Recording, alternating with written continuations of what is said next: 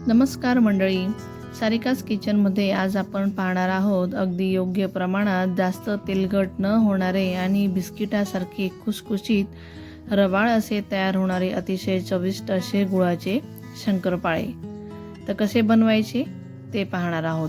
बऱ्याचदा गुळाचे शंकरपाळे तेलात विरघळतात किंवा कडक होतात. त्यासाठी अगदी अचूक तुपाचं व गुळाचं प्रमाण मी सांगितलेलं आहे. तर आज मी इथे सेंद्रिय गुळाचा वापर करून हे गोड शंकरपाळे बनवलेले आहे. तर तेलामध्ये टाकताच किती छान डबल साईजमध्ये हे शंकरपाळे फुलून आलेले आहेत.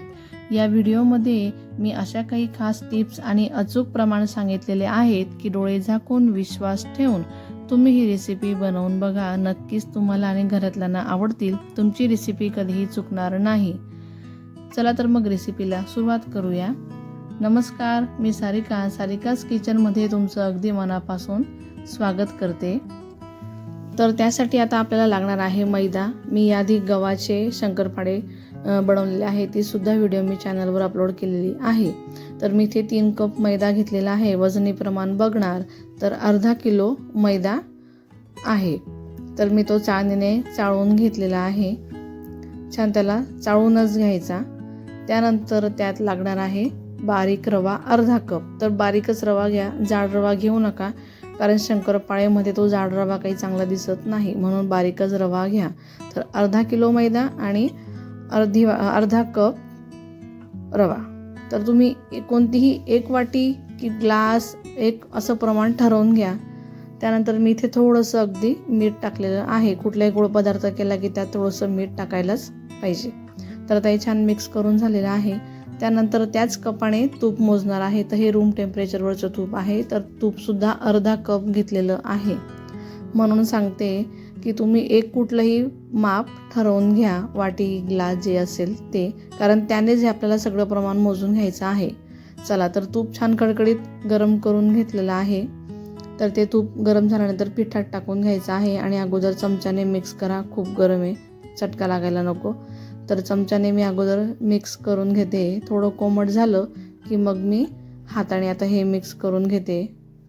तर बघा, शंकरपाळे बनवत असताना तुपाचं प्रमाण कधीही अचूक असलेलं बरं, कारण तुपावरच शंकरपाळे छान तयार होतात. आणि गुळाच्या शंकरपाळ्यांना तर तुपाचं प्रमाण अचूक असायला हवं, नाहीतर मग काही वेळेला ते तेलात विरघळण्याची शक्यता असते. तर तुम्ही बघू शकतात की किती छान असं पीठ तयार होतं आहे. तुपाचं मोहन अगदी अचूक प्रमाणात झालेलं आहे. जर छान असा गोळा तयार झाला तर समजायचं तुपाचं प्रमाण योग्य आहे. हलकं दाबलं तरीसुद्धा तो गोळा तयार होत आहे. तर बघा, आता हे छान मिक्स करून झालेलं आहे.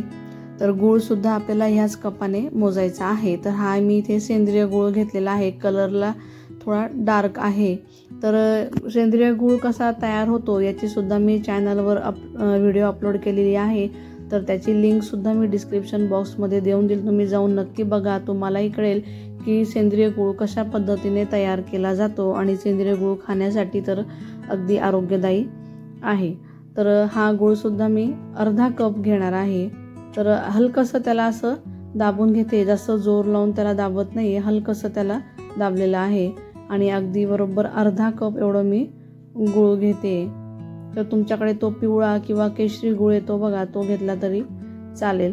मग शंकरपाळ्याच्या थोड्यात फक्त कलरमध्ये गुळनुसार फरक पडतो. तर आता गूळ घेऊन झाला आहे. तर गूळ मी एका भांड्यात काढून घेते.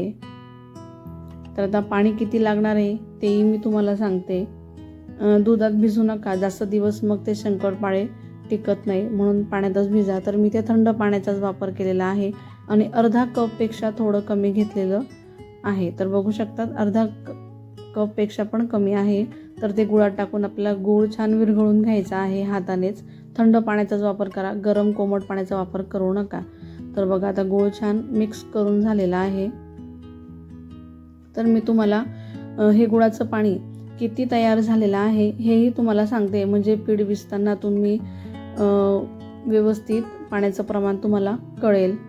पाण्याचंही टेन्शन तुम्हाला राहणार नाही की गुळाचं पाणी हे किती आपल्याला पीठ भिजताना लागतं. तर हा तोच कप मी इथे घेतलेला आहे. बघा, ह्याच कपाने मी सगळं प्रमाण मोजलेलं आहे. तर बरोबर 1 कप भरून आलेला आहे. बघा, सगळाच गुळाचं पाणी मी टाकून घेतलेलं आहे, म्हणून गुळाचं पाणी हे गाळूनच वापरा, कारण त्यात काही वेळेला कचरा पण निघतो, बारीक खळाई असतो.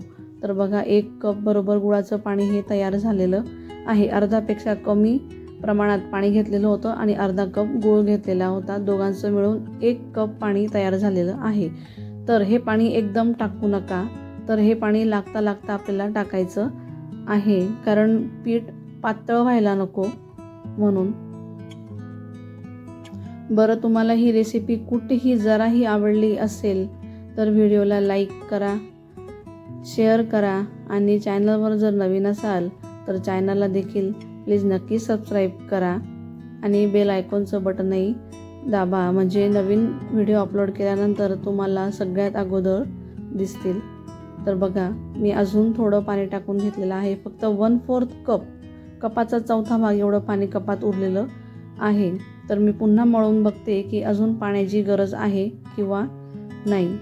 तर अजून आपल्याला पाणी लागणार आहे, कारण गोळा असा छान घट्ट तयार होत नाही आहे. तर मी पूर्ण आता हे पाणी टाकून घेणार आहे. बरोबर 1 कप गुळाचं पाणी लागलेलं आहे. जे आपण तयार करून घेतलं होतं ते बरोबर 1 कप आलं आणि बरोबर 1 कप आपल्याला पाणी लागलेलं आहे.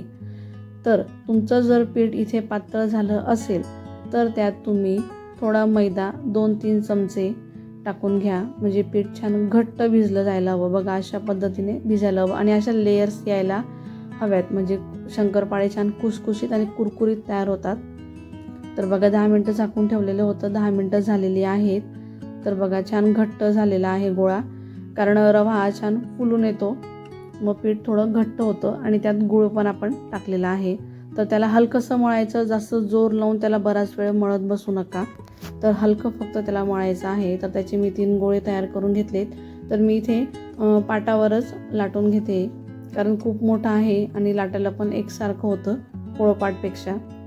तर मी त्याला हलकंसं मळून घेतलं आहे आणि लाटून घेते. तर तुम्ही बघू शकतात की लाटताना त्याच्यामध्ये किती छान त्या लेयर्स दिसत आहेत.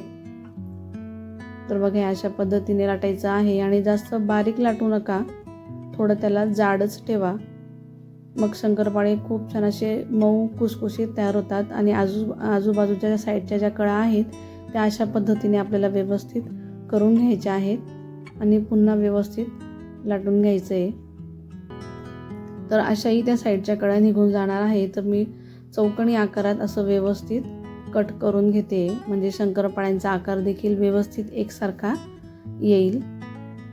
तर मी साईडच्या कळा आता या काढून घेते आणि पुढच्या वेळेला जो गोळा मी लाटायला घेईल त्यात ते मिक्स करून घेईल आणि तुम्हाला हवे त्या आकारात तुम्ही शंकरपाळे कट करून घ्या. तर बघा, शंकरपाळ्यांवर किती छान त्या लेयर्स दिसत आहेत. त्याने शंकरपाळे छान खुसखुशीत आणि छान अशी रवाळ तयार होईल. तर बघा, कसली छान जाड साईजमध्ये मी या लाटून घेतलेल्या आहेत. त्यातही छान लेयर्स दिसत आहेत. तर हे असे जे लेयर्स दिसत आहेत लाटल्यानंतर, तर त्यावेळेला घाबरून जाऊ नये की तेलात विरघळतील की काय. तर तसं काही होत नाही, उलट त्याने छान शंकरपाळी खुसखुशीत तयार होते, छान रवाळ तयार होते. तर मी तेलही गरम करून ठेवलेलं आहे. तेल कळकळीत गरम करू नका, मीडियम टू लो यावर आपल्याला गरम करायचं आहे. अगदी फुल गॅसवर शंकरपाळे टाकताना फुल गॅस ठेवू नका, मीडियम ठेवा टाकताना आणि थोड्या वेळाने थोडे लालसर झाले की मग गॅस कमी करा, म्हणजे आतून छान तळले जातील, आतमध्ये कच्चापणा राहणार नाही. म्हणून कमी गॅसवर त्याला थोडा वेळ आपल्याला तळायचं आहे आणि ते छान फुलून आले की मग थोडा फ्लेम वाढवायचा आहे, म्हणजे मीडियम फ्लेम. तर मी आता मीडियम फ्लेमवर गॅस करून घेतलेला आहे आणि त्यांना आता छान लालसर तळून घेते, कारण वरून लाल होतील. गुळाचे असल्यामुळे ते वरून पटकन लाल होतात, पण आतून मग कच्चे राहण्याची शक्यता असते. म्हणून तेलात टाकताना मीडियम फ्लेम ठेवा, नंतर लगेच कमी करा. छान फुलून येत नाही तोपर्यंत तळून घ्या. छान फुलून आले की मग मीडियम फ्लेमवर पुन्हा गॅस करा आणि छान असे लाल होस्तोवर त्याला तळून घ्या. तर बघा, कसले छान लेयर्स दिसत आहेत, छान ते शंकरपाळे फुलून आलेले आहेत, छान डबल साईजमध्ये ते तयार झालेले आहेत. तर मी आता शंकरपाळे चाळणीत काढून घेते, म्हणजे त्यात काही तेल शिल्लक असेल तर ते निघून जाईल. राहत तर नाही, पण तरी पण चाळणीत काढून घेतले. तर आता गुळाचा कलर थोडा डार्क असल्यामुळे शंकरपाळ्यांचा कलर तुम्हाला असा दिसतोय. तुमचे जर पिवळा असेल, केशरी असेल गुळाचा कलर, तर तुमच्या शंकरपाळ्यांचा कलर थोडा वेगळा दिसेल. तर आम्ही इथं सेंद्रिय गुळ वापरलेला आहे. तर बघा, मी अजून एक बॅच तुम्हाला तळून दाखवते. तर छान असे एकसारखे ते तयार झालेले आहे, छान एकसारखे ते फुलून आलेले आहेत. तर तुम्हाला दाखवते बघा, कसले छान डबल साईजमध्ये ते फुलून आलेले आहेत. एक जो लाटलेला आणि जो तळून झालेला आहे तो मी तुम्हाला दाखवते. तर अजून जवळून दाखवते की बघा, कसले सुंदर लेयरचे गुळाचे शंकरपाळे तयार झालेले आहेत. मस्त असे रवाळ तोंडात टाकताच विरघळतील असे हे शंकरपाळे, आणि तेलकट तर अजिबातच तयार होत नाही. तर हे शंकरपाळे तुम्ही 15 ते 20 दिवस 25 दिवस आरामात टिकवू शकतात. अजिबात खराब होत नाही, तेलकट वास येत नाही आणि छान कुरकुरीतच राहतात. बघा कसले छान लेयर्स आलेत आणि छान डबल टिबल साईजमध्ये ते फुलून आलेले आहेत. तर तुम्हाला ही रेसिपी कशी वाटली ते तुम्ही मला कमेंट करून नक्की सांगा. तर तुम्हीसुद्धा नक्की ट्राय करा. तर शंकरपाळा कसा तयार झालेला आहे हेही मी तुम्हाला दाखवते. तर बघा, हातावर चोळून दाखवते, अजिबात तेलकट नाही आहे. बघा कसला छान रवाळ असा शंकरपाळा तयार झालेला आहे. मस्त खुसखुशीत रवाळ असे गुळाचे शंकरपाळे. अगदी अचूक प्रमाण आहे. तेलात विरघळले तर गुळाचं प्रमाण जास्त झालं आहे असं समजावं. जर तेलात विरघळत असेल, त्यावर एक उपाय सांगते की पिठात थोडा मैदा मिक्स करून पुन्हा मळायचं आणि लाटून घ्यायचे. मग तुमचे शंकरपाळे अजिबात विरघळणार नाही.